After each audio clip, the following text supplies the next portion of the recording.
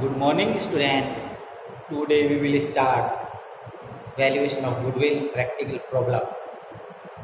Students, जो last class थी अपनी, उसमें भी हमने इसके न्यूमेरिक क्वेश्चन किए थे। उसी तरीके का एक थोड़ा टिपिकल क्वेश्चन स्टार्ट करते हैं। क्वेश्चन नंबर 5 के बारे में मैं बात कर रहा हूँ। देखिए, क्वेश्चन नंबर 5 है, इसमें केमिस्ट का क्वेश्चन है, एग्जाम में आया हुआ है, अच्छा क्वेश्चन है, तो इसको समझने में थोड़ा सा ध्यान रखने वाली बात है। देखिए, इसमें अपने को कहता है कि मिस्टर मोहन है, वो केमिस्ट की शॉप रखता है। उसने जो बिल्डिंग ले रखी है वो मिस्टर सोहन से ले रखी है और रेंट पर ले रखी है। तो वो स्टार्टिंग लास्ट 5 ईयर की डिटेल अपने को बताता है कि रेंट स्टार्टिंग में उसके 1500 रुपये थे पर मंथ, और उसके बाद उसने वो 2000 कर दिए। तो स्टार्टिंग के 2 ईयर में तो 1500 है, लास्ट के 3 ईयर में तो 2000 है। इसी प्रकार से मोहन है, वो एक केमिस्ट रखता है जिसको वो सैलरी देता था कितने 800 रुपये पर मंथ के अकॉर्डिंग उसने 3 वर्ष तक दी। उसके बाद वो सैलरी उसने 1000 कर दी। ये तो है मिस्टर मोहन की कहानी। इसके बाद नीचे क्वेश्चन चेंज होता है और बिल्डिंग का जो ओनर सोहन है वो इस बिजनेस को परचेज करने के लिए इंटरेस्टेड है, इसलिए मिस्टर सोहन इंटरेस्टेड है। मिस्टर सोहन है वो क्या करता है, अभी कहीं पर फैक्ट्री में जॉब करता है। वो एक्सपर्ट केमिस्ट है और किसी फैक्ट्री में, मेडिकल फैक्ट्री में क्या करता है, जॉब करता है, और वहाँ पर उसको 2500 रुपये पर मंथ सैलरी मिलती है। अब आपको ये गुडविल की कैलकुलेशन करनी है। गुडविल की कैलकुलेशन के लिए अपने को कहता है 5 year purchase of super profit. कहने का मतलब सुपर प्रॉफिट जो है उसको 5 से मल्टीप्लाई करके गुडविल की कैलकुलेशन करनी है। तो स्टूडेंट्स, इसमें क्या होता है, कुछ बच्चों को तो यही नहीं पता है कि मोहन के लिए क्वेश्चन हल करना है कि सोहन के लिए। कुछ बच्चों को तो इतना भी पता है नहीं है कि सर मोहन के लिए कर लीजिए, सोहन के लिए क्या फ़र्क पड़ेगा। देखिए स्टूडेंट्स, मोहन और सोहन के लिए अलग अलग है। एक के लिए एक्सपेंसेस है, एक के लिए इनकम है। इसलिए अपने को पहले तो कंसेप्ट ये क्लियर होना चाहिए कि ये वैल्यूएशन ऑफ गुडविल किसके लिए करनी है, मोहन के लिए करनी है या सोहन के लिए करनी है। तो स्टूडेंट्स, ये क्वेश्चन सोहन के लिए क्वेश्चन हल करना है। सोहन कौन है, बिल्डिंग का ओनर है, मालिक है, एक्सपर्ट केमिस्ट है। तो आप समझ गए होंगे, बिल्डिंग का मालिक है तो रेंट नहीं लगेगा, ये बेनिफिट हो गया इसके। और एक्सपर्ट केमिस्ट भी है, तो एक्सपर्ट केमिस्ट है तो उसको केमिस्ट की सर्विस की जरूरत नहीं रहेगी, ये भी इसके लिए बेनिफिट हो गया। अब ये दोनों ही जो बेनिफिट थे, मोहन के लिए एक्सपेंसेस थे, उसके पास न तो बिल्डिंग थी, इसलिए बिल्डिंग रेंट पर लेनी थी, तो ये खर्चा था, उसके एक्सपेंसेस था। इसी प्रकार से वो केमिस्ट भी नहीं था, इसलिए उसने एक केमिस्ट को अपॉइंट कर रखा था, उसको सैलरी देता था, वो भी नहीं लगेगी। तो इस प्रकार से उसके लिए जो एक्सपेंसेस थे वो इसके लिए बेनिफिट रहेंगे, क्योंकि ये एक्सपर्ट केमिस्ट है और उसकी स्वयं की बिल्डिंग है। बट ये ध्यान रखना है, बिल्डिंग है तो डेप्रिसिएशन लगेगा। उसके पास, मोहन के पास बिल्डिंग नहीं थी, इसलिए डेप्रिसिएशन नहीं लगता था, इसके लिए खर्चा बढ़ा है, बिल्डिंग है इसलिए डेप्रिसिएशन भी चार्ज करना है। तो इस प्रकार से अपने को ओनर के लिए, मतलब सोहन के लिए क्वेश्चन को हल करना है, स्टेप वही रहेंगे। तो अपन अपने पास लास्ट 5 ईयर की डिटेल दे रखी है प्रॉफिट की, और लास्ट 5 ईयर के ट्रांजैक्शन भी है। वो कहता है स्टार्टिंग के 3 वर्षों में ये, 2 वर्षों में ये रेंट दिया, सैलरी दी, तो ये ट्रांजैक्शन भी अपने को दे रखे हैं। तो अपन स्टार्ट करते हैं क्वेश्चन को। First point, calculation of adjusted profit.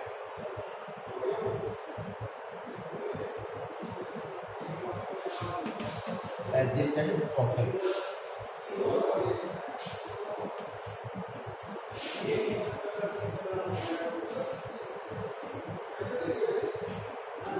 इस प्रकार से अपने को 5 कॉलम बनाने हैं। 5 की डिटेल ना, सेकेंड, थर्ड, फोर्थ और फिफ्थ, इस प्रकार से अपने को कितने बनाने हैं, 5 कॉलम क्रिएट करने हैं। सबसे पहले क्या लिखेंगे, प्रॉफिट। प्रॉफिट अपने पास जो गिवन है वो लिख देते हैं।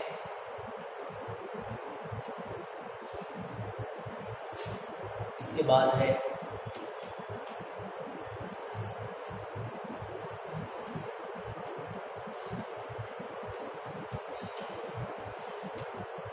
इस प्रकार से अपने पास प्रॉफिट है 1,80,000, 1,10,000, 1,00,000 और 1,10,000। फिर अपने को क्या लिखना है, एड रेंट। रेंट में क्या है, रेंट में अपने को इसने दिया है स्टार्टिंग में 1500 इंटू 12, फिर 2000 इंटू 12।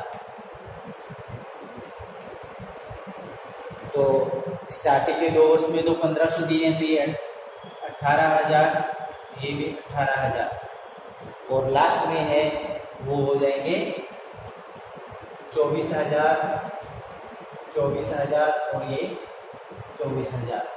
फिर यहाँ लिखेंगे ऐड सैलरी। सैलरी 800 रुपये थे इंटू 12 और 1,000 इंटू 12, क्योंकि ये दोनों ही इनके लिए एक्सपेंसेस नहीं रहेंगे। तो स्टार्टिंग के 3 वर्षों में 800 रखेंगे, 9,600, 9,600, 9,600 और फिर ये हो जाएंगे 12,000।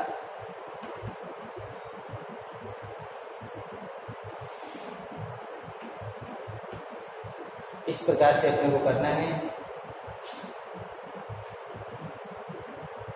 ये 1,27,600, फिर 1,07,600, 1,42,600, 1,36, इस प्रकार से अपने को ये कैलकुलेट किया है। तो ये दोनों एक्सपेंसेस इसके लिए बेनिफिट है, इसलिए ऐड कर दिए। मोहन के लिए एक खर्चा था और सोहन के लिए क्या है, ये बेनिफिट रहेंगे। बिल्डिंग उसी की है, रेंट नहीं लगेगा। एक्सपर्ट केमिस्ट है, इसलिए केमिस्ट भी नहीं रखना होगा। तो इस प्रकार से अपने को ये करना है, नोट करिए।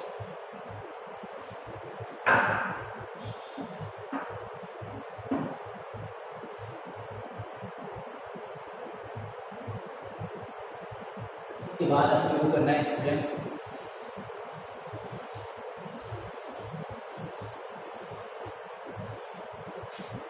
नेक्स्ट पॉइंट है अपना point number 2, calculation of FMT, future maintainable profit. इसमें लिखते हैं एवरेज प्रॉफिट। एवरेज प्रॉफिट तो लास्ट है 5 करके अपने पास फर्स्ट पॉइंट की डिटेल है, उनका टोटल करेंगे और 5 से डिवाइड करेंगे। तो ये यहाँ डायरेक्ट लिखता हूँ मैं। एवरेज प्रॉफिट कैसे है, लास्ट 5 करके अपने पास डिटेल है ना, उनका टोटल करना और 5 से डिवाइड कर देना। तो 1,32,160। इसके बाद अपन लिखेंगे less additional depreciation. Additional depreciation, अब एडिशनल डेप्रिसिएशन लगाना है बिल्डिंग पर। बिल्डिंग पर लगाना है कितने, उसके बाद बिल्डिंग रहेगी ना 10% के अकॉर्डिंग। ये एडिशनल डेप्रिसिएशन है 20,000 बिल्डिंग के, और वो रेगुलेशन जॉब नहीं कर पाएगा, इसलिए रेगुलेशन के लेस कितने हैं,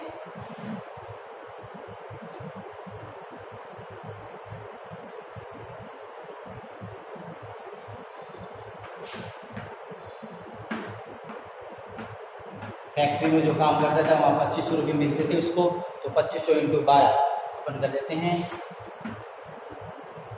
30,000। ये एड्रेस अपन करते हैं, तो ये आएंगे FMP, future maintainable profit. Yes, note करिए।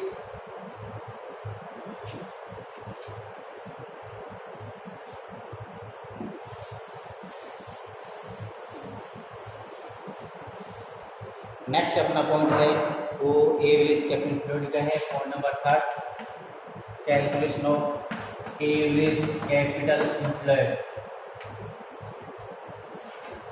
एवरेज कैपिटल एम्प्लॉयड, अब एवरेज कैपिटल एम्प्लॉयड में फिक्स एसेट्स बैलेंस शीट में दे रखी है, वो अपने को दे रखी है इसने 3 लाख। इसके बाद करंट एसेट्स भी अपने को बैलेंस शीट में दे रखी है, वो है 5 लाख।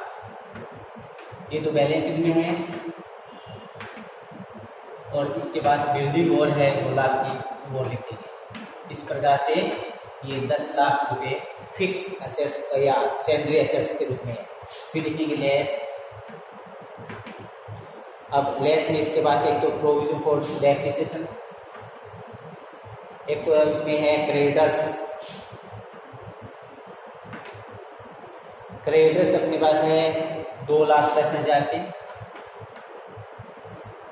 एक है प्रोविजन फॉर डेप्रिसिएशन,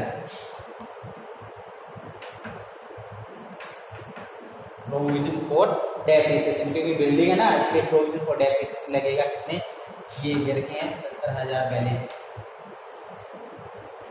इस प्रकार से ये एड लेस करने के बाद कैपिटल एम्प्लॉयड आएगा।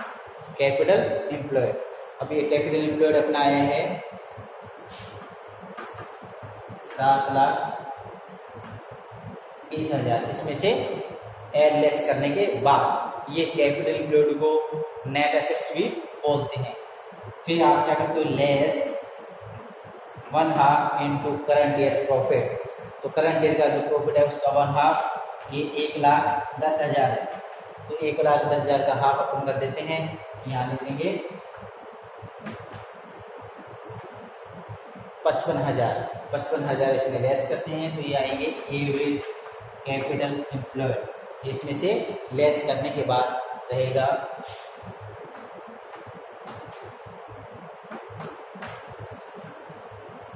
Average capital employed 6,65,000। तो इस प्रकार से हमने एवरेज कैपिटल एम्प्लॉयड की कैलकुलेशन की है। अब इसको आप आराम से नोट करिए। Fix asset, current asset, building, creditors, provision for depreciation, capital employed 7,20,000। इसके बाद 1/2 करंट का प्रॉफिट करते हैं, और 1/2 करंट का प्रॉफिट क्या है, average capital employed. Yes, note करिए इसको।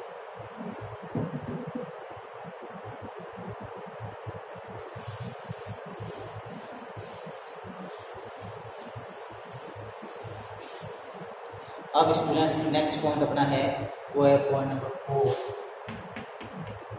Normal profit equal average capital employed into NRR।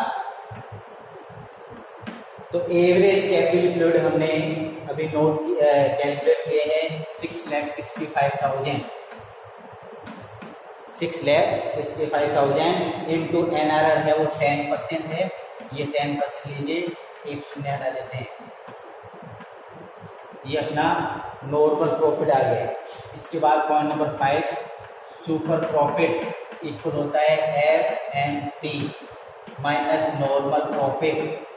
FNP हमने अभी काउंट की है, वो लिखेंगे,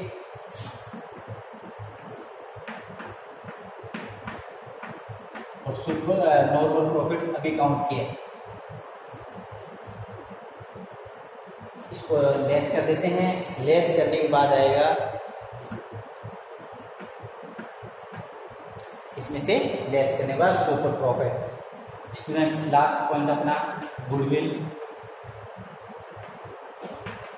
equal super profit into years. तो सुपर प्रॉफिट ये है 15,660, 15,660 इंटू ईयर है 5 ईयर परचेज, तो 5 से मल्टीप्लाई करना है, 5 से इसको मल्टीप्लाई कर देते हैं, 78,300 ये इसका आंसर है। तो इस प्रकार से ये क्वेश्चन कंप्लीट हो चुका है। हमने वैसे ही स्टेप बाय स्टेप इसकी कैलकुलेशन की है। तो ये क्वेश्चन वेरी वेरी मोस्ट था, आप इसकी तैयार करना और उससे आगे वाले भी क्वेश्चन आप करना। कहने का मतलब ये है कि आप इसकी जो थीम है, स्टेप है, वो याद रखिए, उसके अकॉर्डिंग क्वेश्चन करते जाइए, किसी प्रकार की कोई प्रॉब्लम नहीं आएगी। ठीक है, तो आज के लिए इतना काफ़ी है। और कोई आपको प्रॉब्लम आती है तो आप पूछ सकते हो। लास्ट ईयर्स के जो प्रॉफिट होते हैं वो इंक्रीज ट्रेंड में होते हैं। देखिए एक प्रॉब्लम ये आ सकती है, इंक्रीज ट्रेंड का हमने क्वेश्चन नहीं किया, तो इंक्रीज ट्रेंड में यदि प्रॉफिट आता है तो उसको वेटेड एवरेज से करना है। इंक्रीज ट्रेंड में ठीक है। जैसे ये सिंपल एवरेज से किया है, तो पॉइंट नंबर सेकंड है अपन एडजस्टेड प्रॉफिट के बाद सिंपल एवरेज करते हैं, वहाँ वेटेड एवरेज भी कभी कभी यूज करना होता है। तो आप ये देखा करो कि लास्ट ईयर्स के जो प्रॉफिट है वो इंक्रीज ट्रेंड में तो नहीं है। इंक्रीज ट्रेंड में तो क्वेश्चन में अपने को नहीं बताएगा कि वेटेड एवरेज से करना है, फिर आपको ही ध्यान रखना है कि इंक्रीज ट्रेंड में तो वेटेड एवरेज से क्वेश्चन को हल करना है। जैसे आप क्वेश्चन नंबर 6, ये क्वेश्चन नंबर 5 था, क्वेश्चन नंबर 6 करोगे ना तो उसको वेटेड एवरेज से करना होगा, क्योंकि वो इंक्रीज ट्रेंड में है और उसमें एडिशनल डेप्रिसिएशन की कार्रवाई है और कुछ ज़्यादा विशेष उसमें नहीं है। तो मैंने क्वेश्चन नंबर 6 की भी प्रॉब्लम थी वो आपको बताई है। क्वेश्चन नंबर 6 में क्या है, इंक्रीज ट्रेंड में। अब क्वेश्चन नंबर 7 है, वो नॉर्मली है, एडवाइस मांगता है, जैसे क्वेश्चन नंबर 3 किया था वैसे ही है, और क्वेश्चन नंबर 7, 8 और 9 ऐसे ही है। तो इस प्रकार से आप क्वेश्चन आगे जितना प्रैक्टिस करोगे उतना ही क्वेश्चन कर पाओगे। ये नहीं 1-2 क्वेश्चन मैंने बताया, आपने भी 1-2 किए। आपके पास बुक है, क्वेश्चन करिए, एग्जाम्पल करिए, प्रॉब्लम हो मुझसे पूछिए, ठीक है। तो आज के लिए इतना काफ़ी है। Thank you.